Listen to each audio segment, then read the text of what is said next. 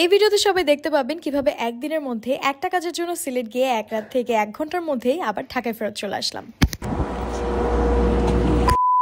কিছুদিন আগে সিলেটে ওয়ান ডে ট্রিপে গিয়েছিলাম একটা স্পেশাল ইভেন্ট অ্যাটেন্ড করার জন্য। এয়ারপোর্টে গিয়ে আমার ফাইনালি মনে হলো যে না, ঠান্ডা আসলে পড়ছে। মজার ব্যাপার হচ্ছে ফ্লাইটে হঠাৎ করে কারিনা আপুর সাথে দেখা হয়ে গেল এন্ড জানতে পারলাম যে আপু একই ইভেন্টেই যাচ্ছিল।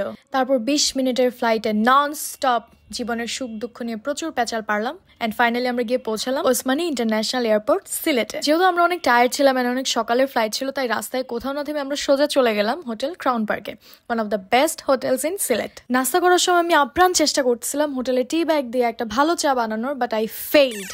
এন্ড মনে মনে অনেক দুঃখ হচ্ছিল যে সিলেটে এসে 1 কাপ ভালো চা খেতে পারলাম না। আপনাদের মধ্যে যারা চা খোর আছেন প্লিজ কমেন্ট করেন যে আপনারা দিনে কয় কাপ চা খান। আমার 4 কাপ ছাড়া হয় না, সরি। সো স্পেশাল ইভেন্টটা ছিল রাইসের নতুন শোরুমের ওপেনিং কুমারপাড়া এলাকায়। যেহেতু ইভেন্টটা বিকালে ছিল, সময় বেশি না থাকায় আমরা চলে যাই আউটফিট ট্রায়াল দিতে।